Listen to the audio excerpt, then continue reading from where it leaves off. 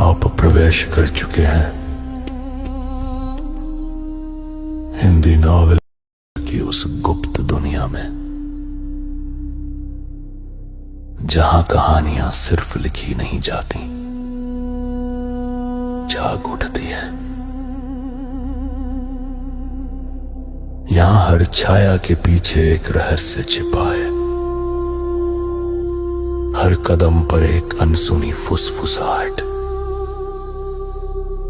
और हर कहानी आपको उस अंधेरे दरवाजे तक ले जाती है जिसे खोलने की हिम्मत हर किसी में नहीं होती। डिस्क्लेमर: इस संसार के सभी पात्र, घटनाएं और स्थान कल्पना के धुएं से जन्मे हैं। इनका किसी वास्तविक व्यक्ति, संस्था या घटना से कोई संबंध नहीं है। यदि कोई समानता लगे तो याद रखिए, संयोग भी कभी कभी कहानी का हिस्सा बन जाता है। अध्याय 171। सभी ने सम्राट बनने का दावा किया। महान पवित्र मार्शल कोर्ट के ऊपर अचानक एक विशाल स्वर्णिम दिव्य कड़ाह प्रकट हुआ। वह आकाश में ऊंचा तैर रहा था और उसके चारों ओर से निकलने वाला स्वर्णिम प्रकाश इतना प्रखर था कि उसने सूर्य के प्रकाश को भी फीका कर दिया था। उसकी दिव्य आभा ने लगभग एक ही क्षण में पूरे उत्तरी आध्यात्मिक लोक को प्रकाशित कर दिया।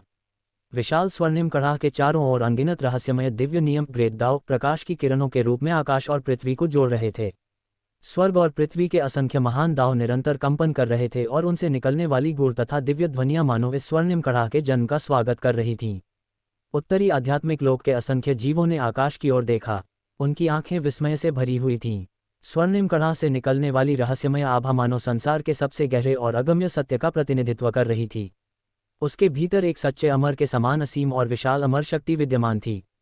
महान पवित्र मार्शल कोर्ट के असंख्य विशेषज्ञ उत्साह से चिल्ला उठे, यह एक अमर दिव्य कलाकृति है। पवित्र प्रभु ने सचमुच एक अमर दिव्य हथियार का निर्माण कर दिया। अब हमारी महान पवित्र मार्शल कोर्ट के पास अपना राष्ट्रीय दिव्य खजाना है। महान पवित्र मार्शल कोर्ट निश्चित रूप से उत्तरी आध्यात्मिक लोक की सर्वोच्च पवित्र सत्ता बन जाएगी। इसी समय वुयुन नगर के बाहर खड़े किंग्यू स्वर्गीय महल के महलाध्यक्ष भी इस दृश्य को देखकर स्तब्ध रह गए। उन्होंने कांपते हुए स्वर में कहा, यह सचमुच सफल हो गया। यदि ऐसा है तो पवित्र दिव्य ड्रैगन प्रतिभा सूची को भी पुनः स्थापित किया जा सकता है। उनकी आंखों में उत्साह झलक रहा था। यदि महान पवित्र मार्शल कोर्ट के पास यह अमर दिव्य कलाकृति और पूर्ण पवित्र दिव्य ड्रैगन प्रतिभा सूची दोनों आ जाएं, तो उनकी शक्ति की कल्पना भी नहीं की जा सकती। उस समय उत्तरी आध्यात्मिक लोक को दिव्य जाति से डरने की कोई आवश्यकता नहीं होगी। उसी समय स्वर्णिम कड़ाह के सामने अचानक चेन फैंग की आकृति प्रकट हुई। उन्होंने गंभीर स्वर में कहा, अब केवल अंतिम चरण शेष है, अनगिनत महान दाव की शक्ति को इसमें समाहित करना। उनकी आंखें गंभीर हो उठीं। अचानक उनके शरीर से एक असीम और विशाल आभा निकलकर पूरे उत्तरी आध्यात्मिक लोक में फैल गई। जैसे ही उनकी शक्ति प्रकट हुई, असंख्य महान दाव उनके सामने प्रकट होने लगे। स्वर्ग और पृथ्वी में महान दाव की मधुर तथा रहस्यमय ध्वनि गूंजने लगी। यद्यपि उन महान दाव को केवल चेन फैन ही देख सकते थे, लेकिन उनकी दिव्य ध्वनि संपूर्ण उत्तरी आध्यात्मिक लोक में सुनाई देने लगी। ये ध्वनि इतनी मोहक और रहस्यमय थी कि उसे सुनने वाला प्रत्येक साधक उसमें पूरी तरह डूब गया। विशेष रूप से संगीत मार्ग के साधकों पर इसका प्रभाव सबसे अधिक था। वॉर्ड सिटी में उपस्थित नानगोंग वान एर भी उस समय महान दाव की दिव्य ध्वनि में पूरी तरह लीन हो चुकी थी। महान पवित्र मार्शल कोर्ट के असंख्य साधक तो मानो किसी गहन ज्ञानोदय की अवस्था में प्रवेश कर चुके थे। यहाँ तक कि अतुलनीय सम्राट क्षेत्र के विशेषज्ञ भी स्वयं को उस दिव्य ध्वनि से मुक्त नहीं कर पा रहे थे।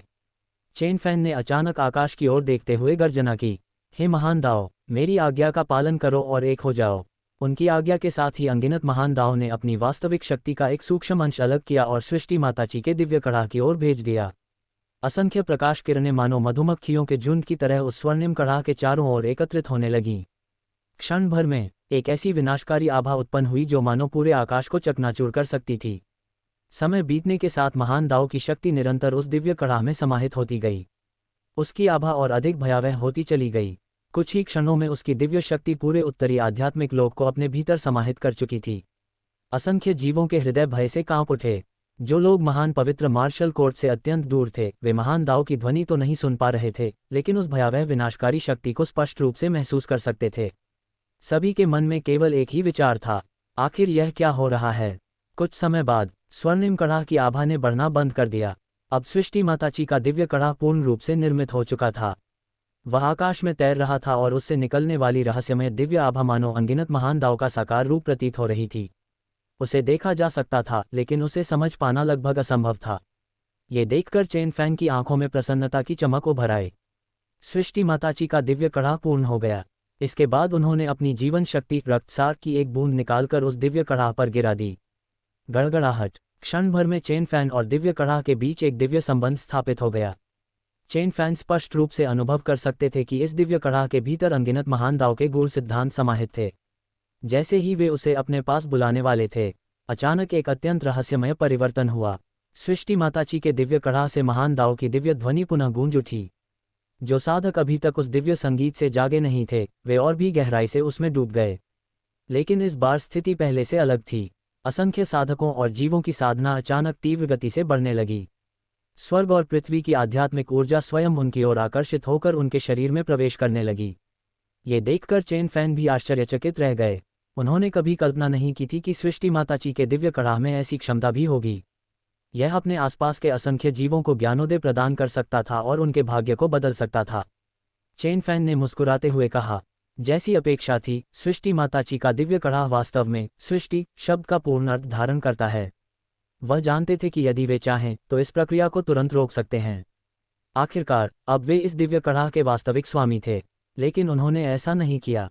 यद्यपि चेन फैन स्वयं को कोई महान संत नहीं मानते थे, फिर भी वे इतने निर्दयी भी नहीं थे कि समस्त जीवों को प्राप्त हो रही इस दिव्य कृपा को बीच में ही समाप्त कर दें। इसके अतिरिक्त लाभ प्राप्त करने वालों में अधिकांश लोग उनकी महान पवित्र मार्शल कोर्ट के सदस्य थे। कह सकते हैं कि इस दिव्य अवसर का सबसे अधिक लाभ महान पवित्र मार्शल कोर्ट को ही प्राप्त होने वाला था। समय धीरे धीरे बीतता गया। कुछ साधक अपनी सीमित प्रतिभा के कारण सबसे पहले ज्ञानोदय की अवस्था से बाहर निकल आए, लेकिन वे भी अपार लाभ प्राप्त कर चुके थे। उदाहरण के लिए, महान सम्राट क्षेत्र की चरम अवस्था का एक साधक सीधे प्राचीन सम्राट क्षेत्र में प्रवेश कर गया।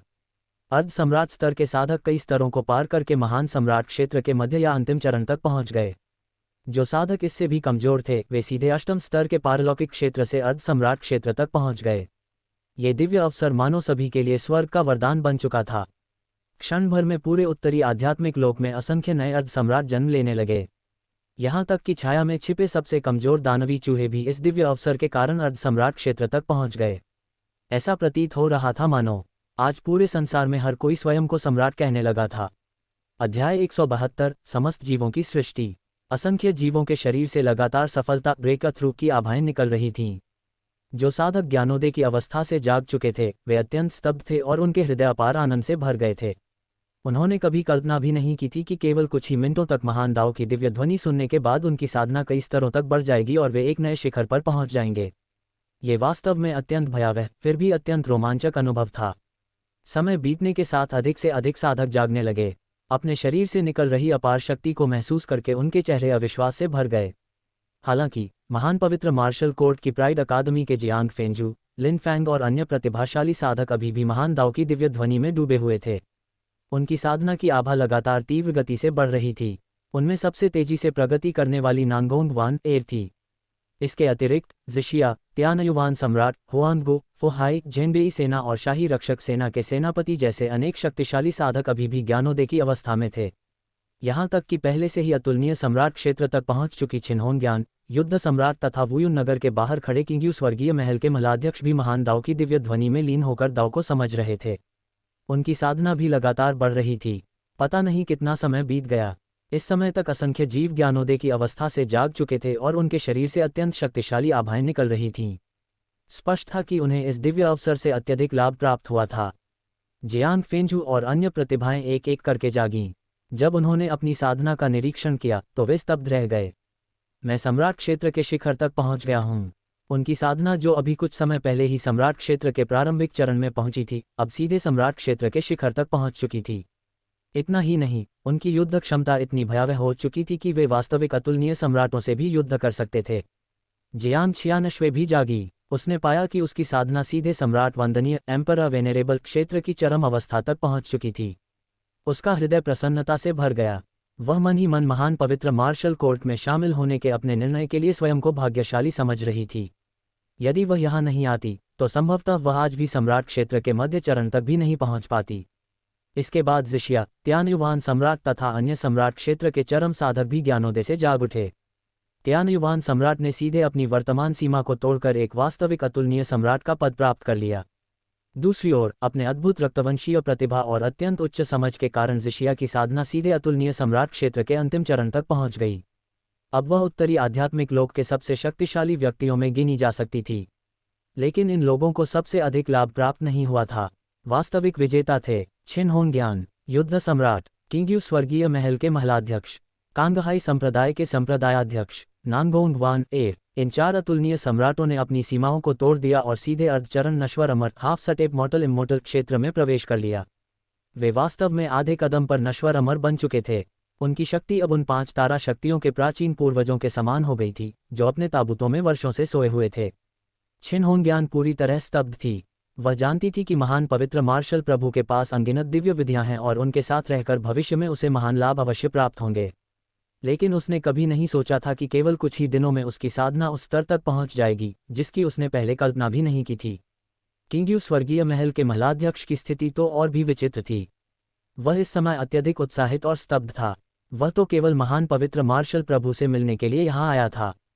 किसने सोचा था कि वह सीधे अर्धचरण नश्वर अमर बन जाएगा। उसे ऐसा लग रहा था मानो वह कोई स्वप्न देख रहा हो।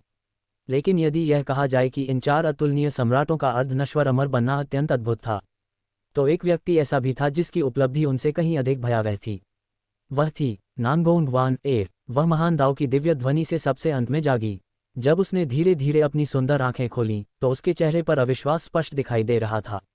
मेरी साधना, मेरी शक्ति, मैं अर्धचरण नश्वर अमर क्षेत्र में पहुंच गई हूँ। नानगोंग वान ए ने गहरी सांस ली। उसकी साधना एक के बाद एक कई सीमाओं को पार कर चुकी थी और अंततः वह अर्धचरण नश्वर अमर क्षेत्र में पहुंच गई थी। वह इस अविश्वसनीय प्रगति को देखकर पूरी तरह स्तब्ध रह गई। उसी समय आकाश में स्थित सृष्टि माताजी के दिव्य कड़ाह से निकलने वाली महान दाव की दिव्य ध्वनि धीरे धीरे समाप्त हो गई। इसके बाद वह स्वर्णिम प्रकाश की एक किरण में परिवर्तित होकर सीधे वर्ल्ड सिटी के सबसे विशाल और भव्य महल के भीतर जा पहुंचा। उसका दिव्य प्रकाश धीरे धीरे लुप्त हो गया। अब वह बाहर से केवल एक साधारण विशाल कड़ाह जैसा दिखाई दे रहा था। लेकिन जो भी साधक नश्वर अमर क्षेत्र तक पहुंच चुका था वह स्पष्ट रूप से महसूस कर सकता था कि यह विशाल दिव्य कड़ाह महान पवित्र मार्शल कोर्ट की असीम राष्ट्रीय भाग्यशक्ति को स्थिर कर रहा है और उसे नष्ट होने से बचा रहा है। सामान्यतः किसी भी शक्ति का भाग्य समय के साथ बढ़ता और घटता रहता है, लेकिन जब तक सृष्टि माताजी का दिव्य कड़ाह महान पवित्र मार्शल कोर्ट के भीतर रहेगा, उसकी राष्ट्रीय भाग्यशक्ति कभी कम नहीं होगी और केवल बढ़ती ही रहेगी। चेन फैन ने भी उसकी इस क्षमता को महसूस किया और संतोषपूर्वक सिर हिलाया। उसी क्षण उनके मस्तिष्क में पुनः प्रणाली सिस्टम की यांत्रिक ध्वनि गूंज उठी। डिंग, बधाई हो होस्ट, आपने सफलतापूर्वक एक उच्च स्तरीय अमर दिव्य कलाकृति सृष्टि माताजी का दिव्य कड़ाह का निर्माण किया है। पुरस्कार प्रदान किए जा रहे हैं। डिंग, आपको अमर साधना गोली पिल की निर्माण विधि प्राप्त हुई। डिंग, आपको उच्च स्तरीय दिव्य हथियार निर्माण विरासत प्राप्त हुई, प्रथम श्रेणी की अमर दिव्य कलाकृतियों तक। डिंग, आपको 10 सर्वोच्च समन कार्ड तथा एक नश्वर अमर समन कार्ड प्राप्त हुआ। डिंग, आपको सेना साधना उन्नयन कार्ड गुना 1 प्राप्त हुआ। डिंग, आपको साधना उन्नयन कार्ड गुना 1 प्राप्त हुआ। डिंग, आपको स्वर्गीय स्तर का एक गुप्त लोक प्राप्त हुआ, दाव विकास गुप्त लोक। और भी अनेक पुरस्कार लगातार प्राप्त होते रहे। ये देखकर चेन फैन के चेहरे पर मुस्कान आ गई। उन्हें स्वयं भी समझ नहीं आ रहा था कि सिस्टम आखिर इतना उदार क्यों हो गया है। उन्होंने तो केवल एक कार्य पूरा किया था, लेकिन पुरस्कारों की संख्या अत्यंत भयावह थी। यहाँ तक कि उन्हें थोड़ा संकोच भी महसूस हुआ, लेकिन इस समय इन पुरस्कारों का अध्ययन करने का समय नहीं था। चेन फैन ने आकाश में खड़े होकर अपनी दिव्य आवाज़ पूरे उत्तरी आध्यात्मिक लोक में गूंजा दी। आज हमारी महान पवित्र मार्शल कोर्ट ने तुम सबको महान भाग्य प्रदान किया है। ये तुम्हारा सौभाग्य है। आज से महान पवित्र मार्शल कोर्ट आधिकारिक रूप से उत्तरी आध्यात्मिक लोक की 5 तारा पवित्र शक्ति बन चुकी है। हम इस लोक के सर्वोच्च शिखर पर स्थापित हो चुके हैं। उनके शब्द समाप्त होते ही असंख्य साधक एक साथ उत्साह से गर्जना करने लगे। महान पवित्र मार्शल कोर्ट की शक्ति उत्तरी आध्यात्मिक लोक को हिला दे। महान पवित्र मार्शल कोर्ट की शक्ति उत्तरी आध्यात्मिक लोक को हिला दे। यहाँ तक कि किंग्यू स्वर्गीय महल के महलाध्यक्ष, जो अब अर्धचरण नश्वर अमर बन चुके थे, भी लाल चेहरे के साथ पूरी शक्ति से यह नारा लगा रहे थे। अब उन्हें अंततः समझ में आ गया था कि महान पवित्र मार्शल प्रभु के साथ खड़ा होना कितना अद्भुत अनुभव है। यदि वे उस दिन महान पवित्र मार्शल कोर्ट के बाहर प्रतीक्षा करने नहीं आए होते तो उन्हें यह महान अवसर कभी प्राप्त नहीं होता। कांगहाई संप्रदाय के संप्रदायाध्यक्ष जैसे लोग इस अवसर को अवश्य प्राप्त कर लेते, लेकिन वह स्वयं इससे वंचित रह जाते। उन्होंने मन ही मन सोचा, क्या अब मुझे भी अपने पूर्वजों की परंपराओं के विरुद्ध जाकर कोई बड़ा निर्णय लेने के बारे में विचार करना चाहिए। अध्याय 173 उच्च श्रेणी की क्षतिग्रस्त अमर दिव्य कलाकृति। समय बीतने के साथ चारों ओर मौजूद असंख्य जीवों के जयघोष धीरे धीरे शांत हो गए और महान पवित्र मार्शल कोर्ट एक बार फिर अपनी सामान्य शांति में लौट आया। वर्ल्ड सिटी के भीतर स्थित महान पवित्र मार्शल कोर्ट के स्वर्णिम महल में चेन फैन सिंहासन पर बैठे थे। उन्होंने अपनी समस्त आभा को छिपा रखा था और बाहर से वे केवल एक साधारण युवक जैसे दिखाई दे रहे थे। सभागार में महान पवित्र मार्शल कोर्ट के अनेक शक्तिशाली विशेषज्ञ उपस्थित थे। वे सभी इस महान सौभाग्य से अत्यधिक लाभ प्राप्त करने वालों में से थे। हालांकि वहां दो ऐसे लोग भी मौजूद थे जो वास्तव में महान पवित्र मार्शल कोर्ट के सदस्य नहीं थे। वे थे किंग्यू स्वर्गीय महल के महलाध्यक्ष ली छिंगयुन, कांगहाई संप्रदाय के संप्रदायाध्यक्ष चांग लोंग। दोनों अपने शरीर के भीतर प्रवाहित असीम शक्ति और अमर ऊर्जा को महसूस कर रहे थे। उनके भीतर की अमर शक्ति अब हल्के नीले रंग की हो चुकी थी। अब तक उन्हें विश्वास नहीं हो रहा था कि बिना किसी विशेष साधना या प्रयास के उनकी शक्ति इस स्तर तक पहुंच चुकी है। उनका जीवन भर का लक्ष्य केवल मध्य स्तरीय नश्वर अमर क्षेत्र तक पहुंचना था। आखिरकार उत्तरी आध्यात्मिक लोक का सबसे शक्तिशाली व्यक्ति पहले केवल अर्धचरण नश्वर अमर ही था। इसी कारण उन्होंने कभी स्वयं के लिए बहुत ऊंचा लक्ष्य निर्धारित नहीं किया था। लेकिन किसने सोचा था कि केवल महान पवित्र मार्शल कोर्ट की यात्रा करके वे इतने आसानी से अर्धचरण नश्वर अमर क्षेत्र तक पहुंच जाएंगे। इसी समय ली छिंगयुन आगे बढ़े और सम्मानपूर्वक बोले, पवित्र प्रभु, मैं जीवन भर आपके इस उपकार को कभी नहीं भूलूंगा, लेकिन आज मैं यहाँ केवल धन्यवाद देने के लिए नहीं आया हूँ। मैं आपसे एक महत्वपूर्ण विषय पर चर्चा करना चाहता हूँ। चेन फैन ने हल्की मुस्कान के साथ पूछा। ओह महिलाध्यक्ष ली, बताए किस विषय पर बात करना चाहते हैं। चेन फैन स्वाभाविक रूप से जानते थे कि ली छिंगयुन उनके प्रति इतने आभारी क्यों हैं। सृष्टि माताजी के दिव्य कड़ाह ने उन्हें महान सौभाग्य प्रदान किया था, जिसकी सहायता से वे सीधे अर्धचरण नश्वर अमर क्षेत्र तक पहुंच गए थे। लेकिन चेन फैन को इससे कोई विशेष फर्क नहीं पड़ता था। चूंकि यह सौभाग्य दिव्य कड़ाह द्वारा प्रदान किया गया था, इसलिए वह उनका अपना भाग्य था। वह कभी भी इस आधार पर उनसे किसी प्रकार का प्रतिदान नहीं मांगते। चेन फैन का प्रश्न सुनते ही ली छिंगयुन अचानक घुटनों के बल बैठ गए। उन्होंने अत्यंत सम्मानपूर्ण स्वर में कहा, हमारा किंग्यू स्वर्गीय महल आज से महान पवित्र मार्शल कोर्ट का अधीनस्थ संप्रदाय बनने को तैयार है। आज से हमारा संपूर्ण किंग्यू स्वर्गीय महल महान पवित्र मार्शल कोर्ट को अपना सर्वोच्च स्वामी मानेगा। उनकी बात सुनते ही सभागार में उपस्थित सभी लोग स्तब्ध रह गए। किसी ने भी कल्पना नहीं की थी कि उत्तरी आध्यात्मिक लोक की सबसे प्रतिष्ठित 5 तारा शक्तियों में से एक, जो अब 2 अर्धचरण नश्वर अमर विशेषज्ञों की शक्ति रखती है, स्वयं को महान पवित्र मार्शल कोर्ट के अधीन करने का निर्णय लेगी। चेन फैन भी कुछ क्षणों के लिए आश्चर्यचकित रह गए। हालांकि थोड़ी देर विचार करने के बाद उन्हें महसूस हुआ कि ली छिंगयुन वास्तव में अत्यंत दूरदर्शी व्यक्ति हैं। अन्यथा वे प्रारंभ में अपनी सम्राज्ञी को महान पवित्र मार्शल कोर्ट में भेजने जैसा निर्णय कभी नहीं लेते। उनकी दूरदर्शिता ने उन्हें आज यह महान अवसर प्रदान किया था। जैसे ही चेन फैन कुछ कहने वाले थे, धप, एक और व्यक्ति अचानक घुटनों के बल बैठ गया। वह कोई और नहीं बल्कि कांगहाई संप्रदाय के संप्रदायाध्यक्ष चांग लोंग थे। उन्होंने अत्यंत दृढ़ स्वर में कहा, मेरा कांगहाई संप्रदाय भी महान पवित्र मार्शल कोर्ट का अधीनस्थ संप्रदाय बनने के लिए तैयार है। आज से हम महान पवित्र मार्शल कोर्ट और पवित्र प्रभु की सेवा करेंगे। वास्तव में ये निर्णय उन्होंने कुछ ही क्षण पहले लिया था। जब उन्होंने देखा कि वह बूढ़ा लोमड़ी ली छिंगयुन इतनी जल्दी घुटनों के बल बैठ गया है, तो उन्हें तुरंत समझ में आ गया कि उसकी दूरदर्शिता कितनी अद्भुत है। महान पवित्र मार्शल कोर्ट बहुत जल्द पूरे उत्तरी आध्यात्मिक लोक की सर्वोच्च सत्ता बनने वाला था। ऐसी स्थिति में पहले समर्पण करने वाले लोग मांस खाएंगे, जबकि बाद में आने वालों को केवल सूप ही मिलेगा। इसलिए चांग लोंग ने बिना एक क्षण भी गंवाए तुरंत समर्पण करने का निर्णय ले लिया। उनकी घोषणा सुनकर उपस्थित सभी लोग एक बार फिर स्तब्ध रह गए। लेकिन इस बार उनके आश्चर्य के साथ उत्साह भी मिश्रित था। यदि 2 5 तारा शक्तियां लगातार महान पवित्र मार्शल कोर्ट के अधीन हो रही हैं, तो इस समाचार के फैलते ही संभवतः पूरे उत्तरी आध्यात्मिक लोक की सभी शक्तियां स्वयं को महान पवित्र मार्शल कोर्ट के अधीन घोषित कर देंगी। उस समय महान पवित्र मार्शल कोर्ट वास्तव में संपूर्ण उत्तरी आध्यात्मिक लोक की सर्वोच्च सत्ता बन जाएगा। चेन फैन ने शांत स्वर में कहा, चूंकि तुम दोनों ये निर्णय लेकर यहाँ आए हो, तो स्पष्ट है कि तुमने इसके बारे में अच्छी तरह विचार कर लिया है। मैं आज से किंग्यू स्वर्गीय महल और कांगहाई संप्रदाय को महान पवित्र मार्शल कोर्ट की अधीनस्थ शक्तियों के रूप में स्वीकार करता हूँ। ये सुनते ही ली छिंगयुन और चांग लोंग के चेहरों पर प्रसन्नता की चमक फैल गई। वे जानते थे कि महान पवित्र मार्शल कोर्ट से जुड़ा हुआ कोई भी व्यक्ति भविष्य में अकल्पनीय लाभ प्राप्त करेगा। दोनों ने एक साथ झुककर कहा, आपकी कृपा के लिए धन्यवाद पवित्र प्रभु। इसके बाद ली छिंगयुन ने एक बार फिर चेन फैंग की ओर देखा। अचानक उनकी हथेली में एक साधारण दिखाई देने वाला प्राचीन स्वर्णिम स्क्रॉल प्रकट हुआ। उन्होंने सम्मानपूर्वक कहा, पवित्र प्रभु, मेरी एक और विनती है। उन्होंने अपने हाथ में मौजूद स्क्रॉल को ऊपर उठाते हुए कहा, ये पवित्र दिव्य ड्रैगन प्रतिभा सूची है। प्राचीन काल में उत्तरी आध्यात्मिक लोक के एक महान विशेषज्ञ ने इसे विशेष रूप से इस लोक के लिए निर्मित किया था। ये स्वर्ग और पृथ्वी के 5 तत्वों के भाग्य को एकत्रित करके सूची में शामिल प्रतिभाओं को प्रदान करने की क्षमता रखती है। लेकिन ये केवल इसकी सबसे मूलभूत क्षमता है, क्योंकि वर्तमान में ये केवल एक क्षतिग्रस्त अमर दिव्य कलाकृति है। अपने पूर्ण रूप में यह वास्तव में एक अत्यंत शक्तिशाली अमर दिव्य कलाकृति थी। चेन फैन ने रुचि लेते हुए पूछा, तो तुम वास्तव में क्या कहना चाहते हो? ली छिंगयुन ने उत्तर दिया, पवित्र प्रभु, मैं ये दिव्य कलाकृति आपको समर्पित करना चाहता हूँ।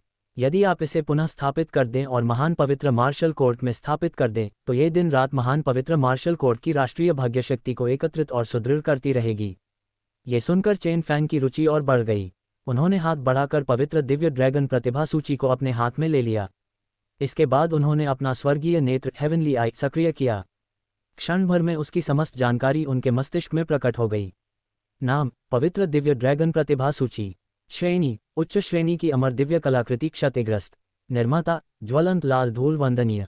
स्थिति, क्षतिग्रस्त मरम्मत योग्य। विशेष क्षमता, भाग्य का दिव्य खजाना जो स्वर्ग और पृथ्वी की भाग्यशक्ति को एकत्रित कर सकता है। ये जानकारी देखकर चेन फैंग की आंखें आश्चर्य से फैल गईं। ये वास्तव में एक उच्च श्रेणी की अमर दिव्य कलाकृति है। वे स्पष्ट रूप से आश्चर्यचकित थे। अध्याय 174, उत्तरी आध्यात्मिक लोक का एकीकरण और सृष्टि की अमृत वर्षा। चेन फैंग को बिल्कुल भी उम्मीद नहीं थी कि पवित्र ड्रैगन प्रतिभा ranking sacred dragon prodigy ranking कभी एक उच्च स्तरीय अमर कलाकृति हाई ग्रेड इमॉर्टल आर्टिफैक्ट रही होगी। उसने इतनी मेहनत से जिस सृष्टि मातृची कड़ा क्रिएशन मदर ची कॉलरन को बनाया था, वह भी केवल उच्च स्तरीय अमर कलाकृति के स्तर की थी। लेकिन ये पवित्र ड्रैगन रैंकिंग उससे भी अधिक विशेष थी, क्योंकि इसकी सबसे बड़ी क्षमता थी भाग्य फॉर्चून को आकर्षित करना। सृष्टि मातृची कड़ा का मुख्य कार्य महान मार्शल पवित्र दरबार के राष्ट्रीय भाग्य को स्थायी रूप से सुरक्षित रखना था। चाहे भाग्य बढ़े या ना बढ़े, वह उसे कभी कम नहीं होने देता था। लेकिन यदि इस पवित्र ड्रैगन रैंकिंग को पूरी तरह से मरम्मत करके इसके साथ जोड़ दिया जाए, तो ये प्रतिदिन स्वर्ग और पृथ्वी के भाग्य को आकर्षित करके महान मार्शल पवित्र दरबार में एकत्रित करेगी। इस प्रकार महान मार्शल पवित्र दरबार का भाग्य अनंत काल तक बढ़ता रहेगा और उसकी शक्ति निरंतर ऊंचाइयों को छूती रहेगी। ये सोचकर चेन फैंग के चेहरे पर संतुष्टि भरी मुस्कान आ गई। उसने पवित्र ड्रैगन रैंकिंग को सुरक्षित रखते हुए ली छिंगयुन की ओर देखा और कहा, मैं इसे ठीक कर सकता हूँ। ये वास्तव में एक उच्च स्तरीय अमर कलाकृति है। क्या तुम सचमुच इसे मुझे सौंपना चाहते हो? ली छिंगयुन ने बिना किसी हिचकिचाहट के सिर हिलाया। महामहिम, ये कलाकृति मूल रूप से हमारे उत्तरी आध्यात्मिक लोक के महान पूर्वजों द्वारा बनाई गई थी। ये कभी भी केवल हमारे छिंगयू स्वर्गीय महल की संपत्ति नहीं थी। हम इतने वर्षों तक इसकी वास्तविक शक्ति को नहीं जगा सके। अब आप ही उत्तरी आध्यात्मिक लोक के सबसे शक्तिशाली विशेषज्ञ हैं और केवल आप ही इसे पुनः पूर्ण रूप में ला सकते हैं। तार्किक रूप से इसके वास्तविक स्वामी आप ही हैं। उसकी बातें सुनकर सभा में उपस्थित सभी लोग उसकी बुद्धिमत्ता की प्रशंसा करने लगे। कांगहाई संप्रदाय के प्रमुख चांग लॉन्ग ने मन ही मन सोचा, ये बूढ़ा लोमड़ी सचमुच परिस्थितियों को समझने में माहिर है। चेन फैन हंस पड़ा, हा, महिलाध्यक्ष ली, तुम्हारी बातें सुनने में सचमुच अच्छी लगती हैं। उसने पवित्र ड्रैगन रैंकिंग को अपने पास रख लिया और कहा, जब मुझे समय मिलेगा मैं इसे पूरी तरह से ठीक कर दूंगा। भविष्य में महान मार्शल पवित्र दरबार उत्तरी आध्यात्मिक लोक का सर्वोच्च शासक बनेगा।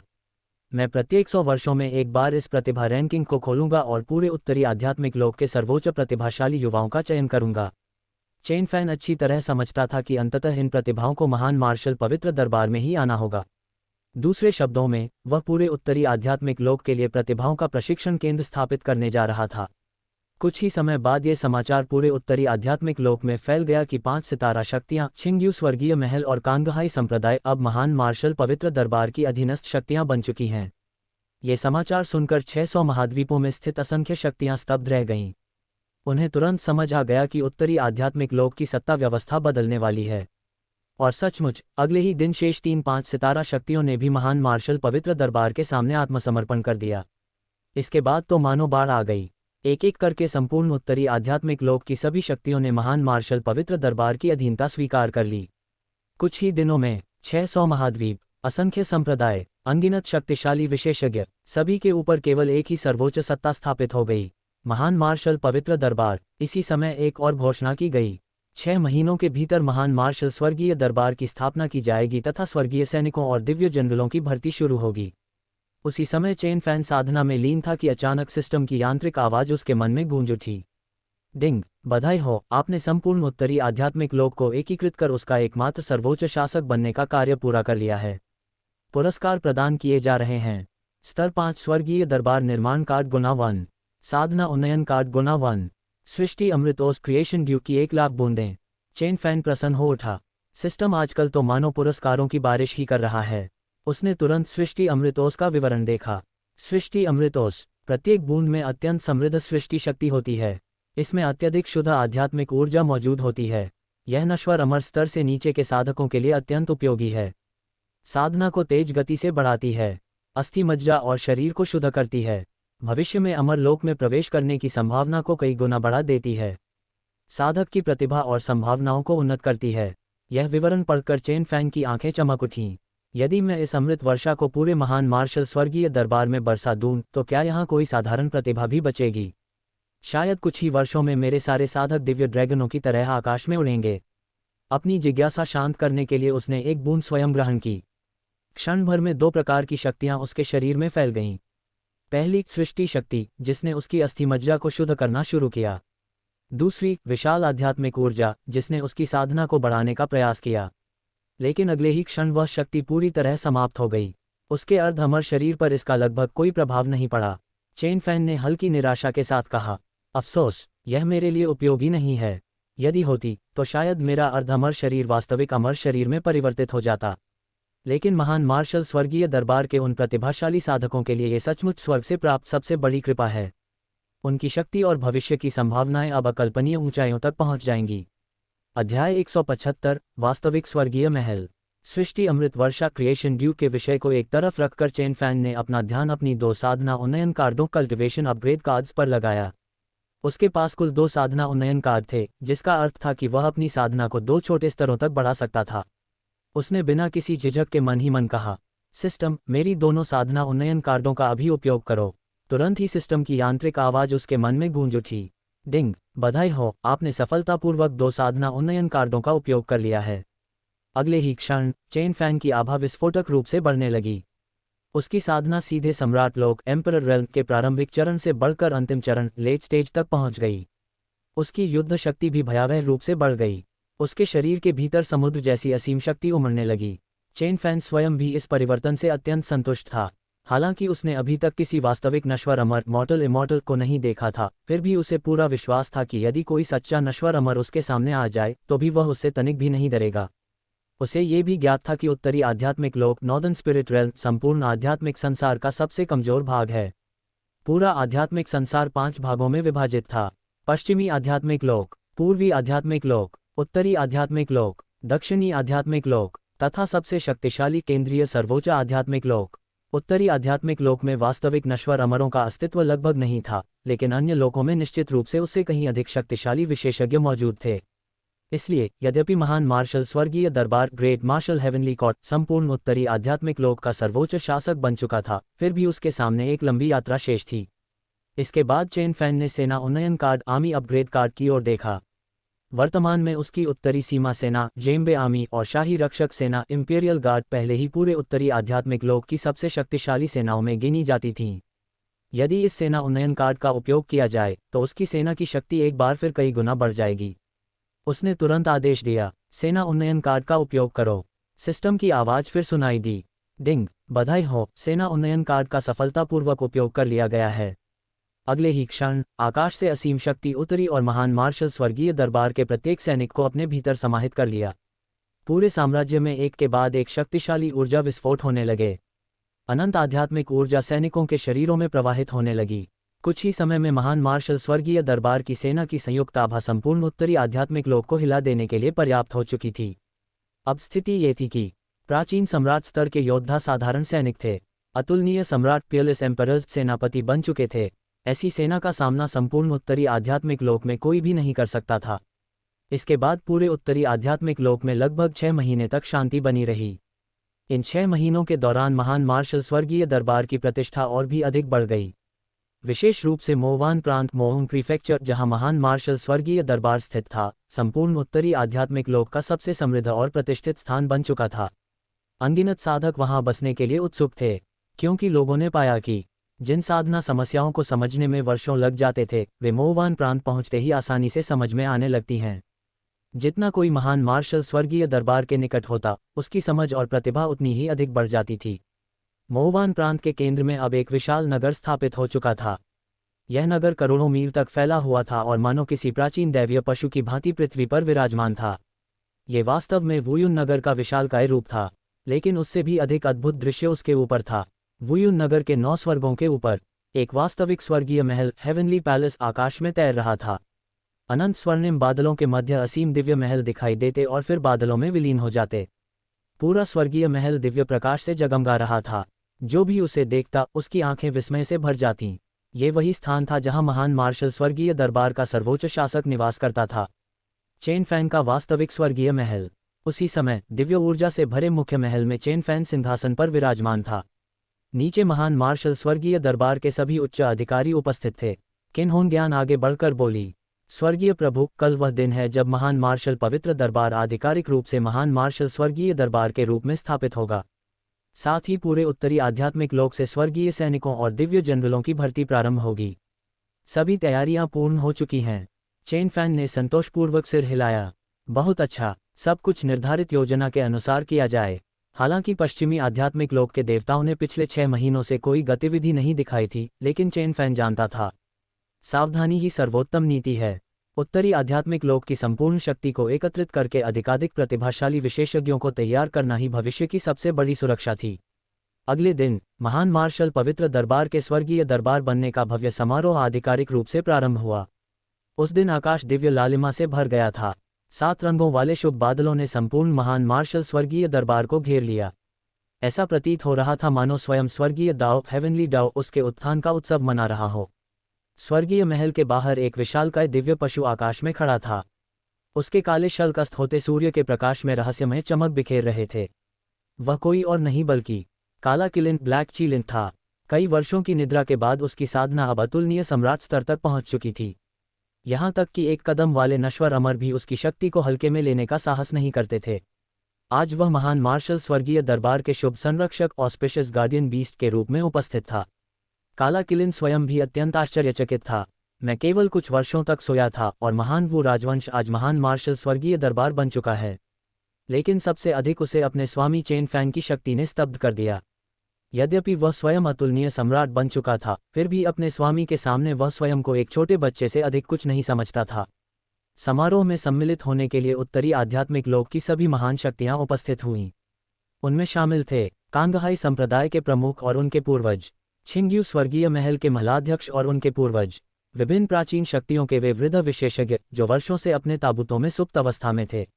आज वे सभी अपनी अपनी शुभकामना भेंट लेकर महान मार्शल स्वर्गीय दरबार को सम्मान देने आए थे, क्योंकि वे सभी एक बात भली भांति समझ चुके थे, यदि भविष्य में वे वास्तविक नश्वर अमर लोक में प्रवेश करना चाहते हैं तो उनके लिए केवल एक ही मार्ग शेष है, महान मार्शल स्वर्गीय दरबार की कृपा प्राप्त करना। अध्याय 176 अग्निदेव राजा, बर्निंग गॉड किंग।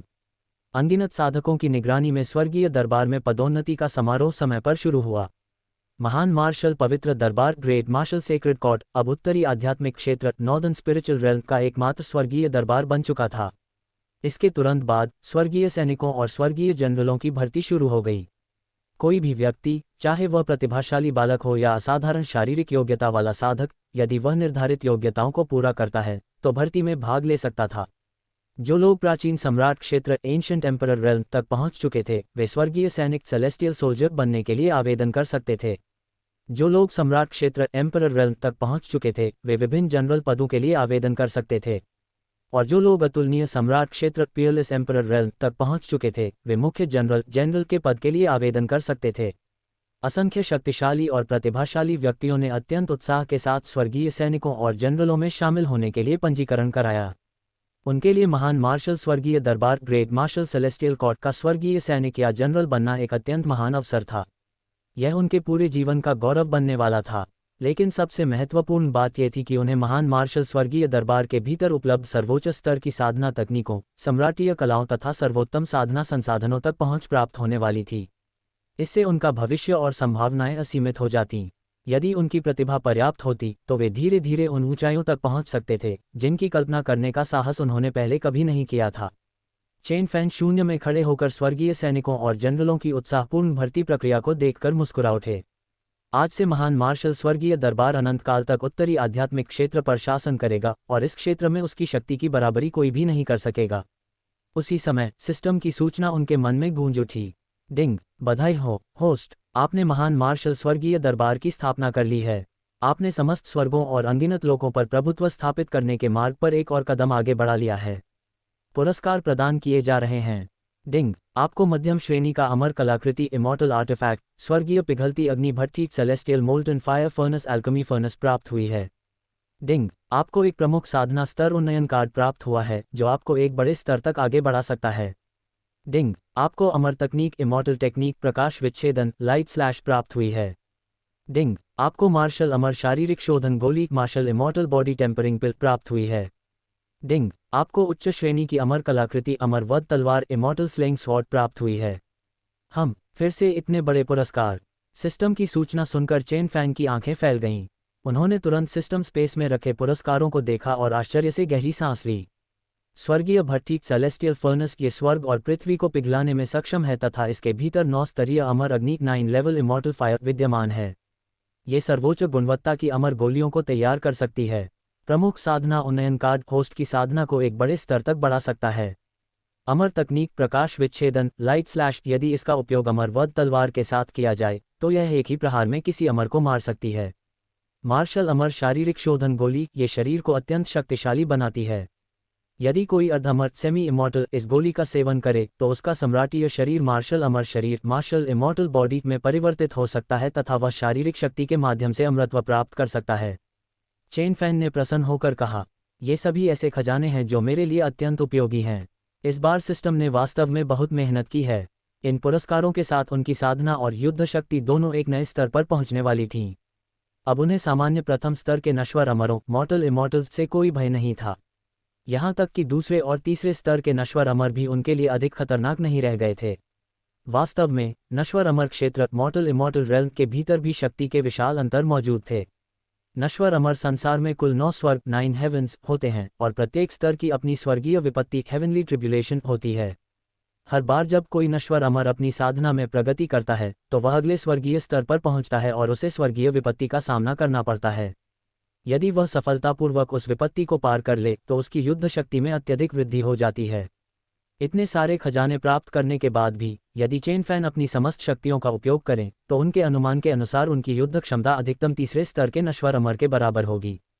उत्तरी आध्यात्मिक क्षेत्र के प्राचीन ग्रंथों में इससे ऊंचे स्तरों के बारे में कोई विस्तृत जानकारी उपलब्ध नहीं थी, इसलिए वे भी नहीं जानते थे कि भविष्य में नश्वर अमर कितने अधिक शक्तिशाली बन सकते हैं। लेकिन ठीक उसी समय जब भर्ती प्रक्रिया समाप्ति की ओर बढ़ रही थी और चेन फैन अपने पुरस्कारों का उपयोग करने के लिए लौटने वाले थे, धड़ाम, अचानक एक भयंकर गर्जना पूरे उत्तरी आध्यात्मिक क्षेत्र में गूंज उठी। पूरा उत्तरी आध्यात्मिक क्षेत्र मानो कांपने लगा। यह आवाज़ क्या थी? पूरा क्षेत्र कांपता हुआ महसूस होते ही मार्शल फॉर्चून सिटी के सभी शक्तिशाली साधक तुरंत आकाश में उड़ गए और पश्चिम दिशा के असीम शून्य की ओर अत्यंत गंभीर भाव से देखने लगे। इतनी भयानक गर्जना का अर्थ केवल यही था कि कोई अत्यंत बड़ा घटनाक्रम घटित हुआ था। चेन फैन ने भी पश्चिम दिशा की ओर देखा और हल्का सा भौहें सिकोड़ लीं। उसी समय चिंग्यू स्वर्गीय महल केंग्यू हेवनली पैलेस के महल स्वामी ली किंगयून तुरंत चेन फैन के पास प्रकट हुए और घबराहट भरे स्वर में बोले, महामहिम, ऐसा प्रतीत होता है कि पश्चिमी आध्यात्मिक क्षेत्र वेस्टर्न स्पिरिचुअल रेल्म का चच हमारे उत्तरी आध्यात्मिक क्षेत्र के विरुद्ध कार्रवाई कर रहा है। यद्यपि ली छिंगयून पहले ही अर्धचरण रेड डस्ट अमर half step red dust immortal के स्तर तक पहुंच चुके थे, फिर भी देव जाति डिवाइन रेस के सामने वे स्वयं को असहाय महसूस कर रहे थे। अब केवल उत्तरी आध्यात्मिक क्षेत्र के सर्वोच्च शासक महान मार्शल स्वर्गीय दरबार की उस भयावह देव जाति का सामना कर सकता था। चेन फैन ने शांत स्वर में कहा, हाँ, मैं देवताओं की आभा महसूस कर सकता हूँ। चलो, कुछ लोगों को साथ लेते हैं और जाकर देखते हैं कि वहाँ क्या हुआ है। इसके बाद ली छिंगयून ने महान मार्शल स्वर्गीय दरबार के विशेषज्ञों को छोड़कर उपस्थित सभी अर्धचरण रेड डस्ट अमरों को बुला लिया। हालांकि चेन फैन अपने साथ केवल नानगोंग वान एर ननगोंग वोने को लेकर गए। नानगोंग वान एर की साधना पहले ही अर्धचरण रेड डस्ट अमर के स्तर तक पहुंच चुकी थी और उसकी युद्ध क्षमता सामान्य अर्धचरण रेड डस्ट अमरों से कहीं अधिक थी। उसने पहले ही दाओवादी गुप्त क्षेत्र डाओ सीक्रेट रेल्म में प्रवेश करके वह साधना विधि विकसित कर ली थी जो उसे अंततः नश्वर अमर क्षेत्र तक पहुंचने में सक्षम बनाएगी। इसके अतिरिक्त उसकी सम्राटीय तकनीकें भी अमर तकनीकों में विकसित हो चुकी थीं। केवल वही नहीं बल्कि जियांग फेंजू जिंग फेंजू जैसे अनेक प्रतिभाशाली साधकों ने भी दाओ की व्याख्या वाले गुप्त क्षेत्र में अपनी अपनी साधना तकनीकों का विकास किया था। ये वही गुप्त क्षेत्र था जिसे कभी सिस्टम ने पुरस्कार के रूप में प्रदान किया था। ये साधना तकनीकों अमर कलाओं तथा अन्य विधियों का विकास कर सकता था जिससे यह अत्यंत शक्तिशाली बन जाता था। अधिकांश प्रतिभाशाली साधक केवल सम्राट स्तर की साधना तकनीकों का अभ्यास करते थे जिनकी सीमा अधिकतम मध्य नश्वर अमर स्तर तक ही होती थी। यदि उन्हें उससे आगे बढ़ना होता तो उन्हें नई और उच्च स्तर की साधना तकनीकों की आवश्यकता पड़ती। इसी कारण दाओ स्थापना गुप्त क्षेत्र डाओ एस्टैब्लिशमेंट सीक्रेट रेल्म के प्रकट होने से अनगिनत प्रतिभाओं में उत्साह की लहर दौड़ गई थी। चेन फैन नानगोंग वान एर को अपने साथ इसलिए लेकर जा रहे थे क्योंकि इस यात्रा से उसे अत्यधिक लाभ प्राप्त हो सकता था। शीघ्र ही कम से कम मध्य स्तर के नश्वर अमर क्षेत्र की शक्ति रखने वाले विशेषज्ञों का ये समूह पूरे उत्तरी आध्यात्मिक क्षेत्र को पार करते हुए पश्चिम की ओर बढ़ चला। उत्तरी आध्यात्मिक क्षेत्र की विशाल सीमा दीवार के बाहर अनंत समुद्र और आकाश के बीच सैकड़ों अत्यंत शक्तिशाली आकृतियां हवा में तैर रही थीं। उनकी पीठ पर 8 शुद्ध सफ़ेद पंख थे। वे कोई और नहीं बल्कि पश्चिमी आध्यात्मिक क्षेत्र की देव जाति के सदस्य थे। देव जाति के सदस्यों की पहचान यही थी कि उनका रूप मनुष्यों जैसा होता था और उनकी पीठ पर श्वेत पंख होते थे। लेकिन इन सैकड़ों 8 पंखों वाले देवताओं के सबसे आगे एक विशालकाय देवता शून्य में खड़ा था जिसकी पीठ पर 10 पंख थे। उसके शरीर से निकलने वाली आभा इतनी भयावह थी कि केवल उसकी उपस्थिति से ही आसपास का अंतरिक्ष विकृत होने लगा था। यह उसकी असीम शक्ति का प्रत्यक्ष प्रमाण था। एक देवता जिसकी पीठ पर 10 पंखों की हल्की छाया दिखाई दे रही थी अत्यंत सम्मान के साथ बोला, अग्नि देव राजा बर्निंग गॉड किंग, यदि हम अपना आक्रमण जारी रखते हैं तो उत्तरी आध्यात्मिक क्षेत्र की सीमा दीवार का एक कमजोर स्थान केवल 15 मिनट के भीतर टूट जाएगा। अग्नि देव राजा जोर से हंस पड़ा। हा, बहुत अच्छा, हमारी सारी मेहनत सफल हुई। आखिरकार हमें इस कछुए के खोल में एक कमजोर स्थान मिल ही गया। जैसे ही हम उत्तरी आध्यात्मिक क्षेत्र की इस बाधा को तोड़ देंगे वहां के मानव साधक निश्चित रूप से हमारे विरुद्ध युद्ध करने के लिए बाहर निकल आएंगे और उस समय हम पर्याप्त मात्रा में मानव रक्त एकत्र कर लेंगे और वह दिन जब हमारी देव जाति पूरे आध्यात्मिक संसार को जीतकर उस पर शासन करेगी पहले से कहीं अधिक निकट आ जाएगा। हा। अध्याय 177। अब जब तुम हंस चुके हो तो काम पर लगने का समय आ गया है। अग्नि देव राजा बर्निंग गॉड किंग इस समय अत्यंत प्रसन्न और उत्साहित था। वेटिकन का अंतिम लक्ष्य पूरे आध्यात्मिक संसार पर शासन करना और वहां रहने वाले सभी जीवों को अपना दास बनाना था, विशेष रूप से मानव जाति को। मानव पूरे आध्यात्मिक संसार के सर्वोच्च शासक थे, यहाँ तक कि देव जाति को भी उनकी शक्तिशाली ताकत के सामने झुकना पड़ता था। लेकिन अब देव रक्त पिपासा आह्वान प्रणाली गॉड्स ब्लडथर्स्ट समनिंग सिस्टम इस असीम समुद्र की गहराइयों में पूरी तरह निर्मित हो चुकी थी। अब उन्हें केवल लगातार मानव रक्त की आपूर्ति करनी थी। इस प्रकार वे दिव्य लोक डिवाइन रेल्म के शक्तिशाली अस्तित्वों को आध्यात्मिक संसार में बुला सकते थे और अपनी चर्च की सेना के साथ मानव जाति के विरुद्ध युद्ध छेड़ सकते थे। अंततः वे पूरे आध्यात्मिक संसार के असंख्य जीवों को अपना दास बना लेते और इस पूरी योजना की शुरुआत सबसे कमजोर उत्तरी आध्यात्मिक क्षेत्र नॉर्दर्न स्पिरिचुअल रेल्म से होने वाली थी। अन्य आध्यात्मिक क्षेत्रों में नश्वर अमर क्षेत्र मॉर्टल इमॉर्टल रेल्म के शक्तिशाली विशेषज्ञ मौजूद थे। केवल उत्तरी आध्यात्मिक क्षेत्र में ऐसे विशेषज्ञों का अभाव था। साथ ही इसका क्षेत्रफल अत्यंत विशाल था जिसमें कुल 600 महाद्वीप शामिल थे। यहाँ रहने वाले मानवों की संख्या असंख्य थी। उन्हें भारी मात्रा में मानव रक्त की आवश्यकता थी और उत्तरी आध्यात्मिक क्षेत्र उनके लिए सबसे उपयुक्त विकल्प था। अपनी पूरी शक्ति लगा दो, मैं अब और प्रतीक्षा नहीं कर सकता। अग्नि देव राजा ने अपने 10 शुद्ध श्वेत पंख फैलाए। उनसे एक भयावह सफ़ेद प्रकाश निकला और उत्तरी आध्यात्मिक क्षेत्र की सीमा दीवार के सबसे कमजोर बिंदु पर जा टकराया। धड़ाम! एक बार फिर पूरा उत्तरी आध्यात्मिक क्षेत्र उस भीषण गर्जना से कांप उठा। सीमा दीवार का वह कमजोर स्थान पहले की तुलना में और अधिक पतला हो चुका था। वह किसी भी क्षण टूट सकता था।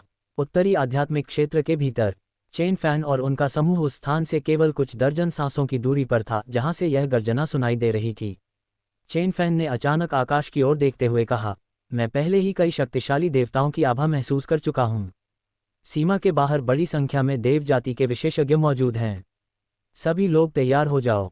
ये सुनते ही सभी लोग गंभीर हो गए और तुरंत अपनी सर्वोत्तम युद्ध अवस्था में आ गए।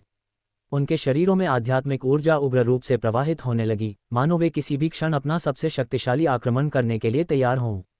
वर्तमान में वहां कुल 11 मध्य स्तरीय नश्वर अमर क्षेत्र के विशेषज्ञ उपस्थित थे। उनमें से 10 5 तारकीय शक्तियों के संप्रदाय प्रमुख और कुलपति थे। 11वीं व्यक्ति नांगोंग वान एक नंगोंग वोने थी। ली छिंगयुन ली किंगयुन चिंगयू स्वर्गीय महल केंगयू हेवनली पैलेस के महल स्वामी क्रोध से भरकर बोले, महामहिम, ऐसा प्रतीत होता है कि देव जाति हमारे उत्तरी आध्यात्मिक क्षेत्र पर बड़े पैमाने पर आक्रमण करने की योजना बना रही है। यह अत्यंत नीच कार्य है।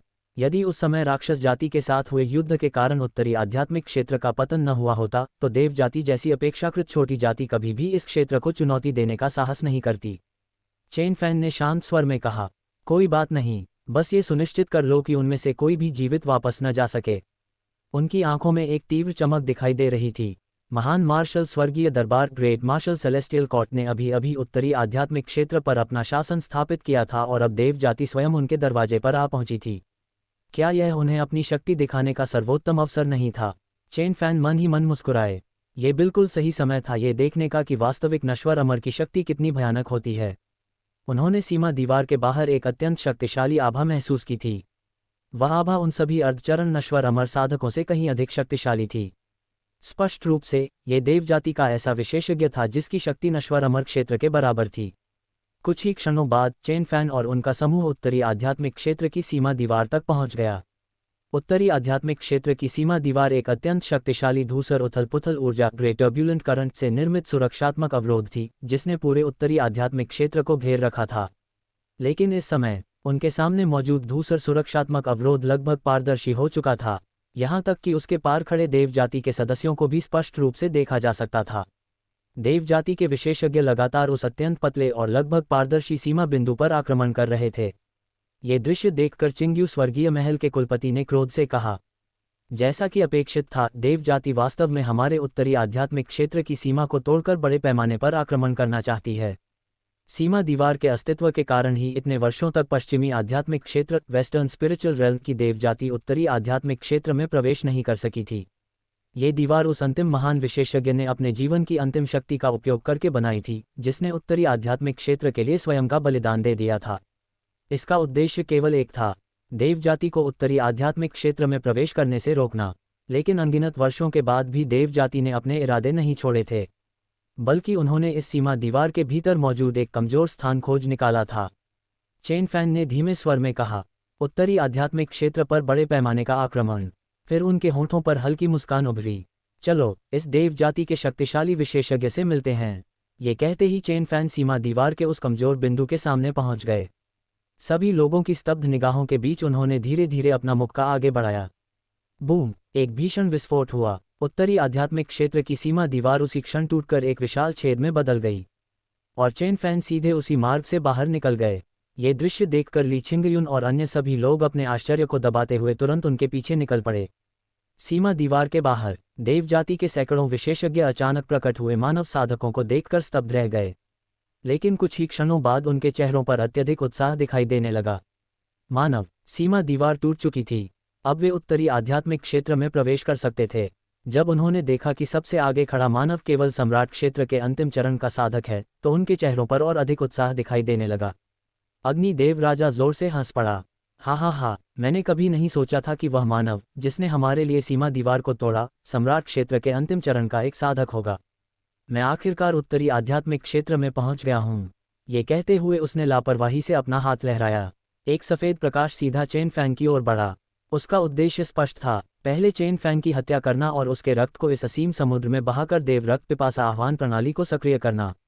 लेकिन जैसे ही वह सफेद प्रकाश चेन फैन के शरीर से लगभग 1 मीटर की दूरी पर पहुंचा, वह अचानक हवा में विलीन हो गया, मानो उसका अस्तित्व ही कभी नहीं था। चेन फैन ने न तो बचाव किया और न ही कोई प्रतिकार। फिर भी वह आक्रमण पूरी तरह समाप्त हो गया। इसी समय चेन फैन के पीछे ली छिंगयुन और अन्य शक्तिशाली विशेषज्ञ प्रकट हुए और गंभीर भाव से सामने खड़ी देव जाति को देखने लगे। अब देव जाति के सदस्यों को समझ आ गया था कि उत्तरी आध्यात्मिक क्षेत्र के मानव उनकी घुसपैठ का सामना करने के लिए अपनी सेना लेकर आए हैं।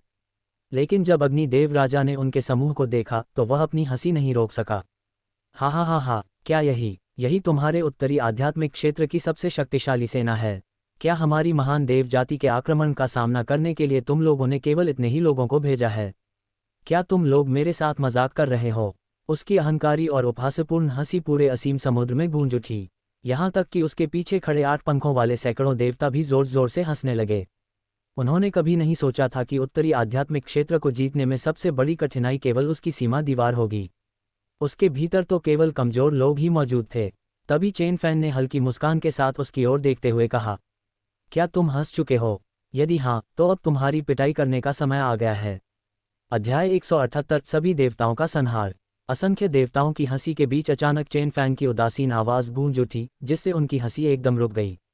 लेकिन इससे पहले कि वे ये समझ पाते कि कौन सा मानव साधक इतनी अहंकारपूर्ण बातें कहने का साहस कर रहा है, एक आकृति अचानक उनकी आंखों के सामने प्रकट हो गई। अगले ही क्षण रेत के बोरे जितना विशाल एक मुक्का मानो अनंत अंतरिक्ष को चीरता हुआ सीधे उनकी ओर आ पहुंचा। यह क्या है? मैं हिल क्यों नहीं पा रहा हूँ? देव जाति के सभी शक्तिशाली विशेषज्ञों को ऐसा महसूस हुआ मानो पृथ्वी को चूर चूर कर देने वाली असीम शक्ति उनके शरीरों पर आ गिरी हो। उन्हें बचने का कोई अवसर ही नहीं मिला। अगले ही पल उनकी चेतना अनंत अंधकार में डूब गई।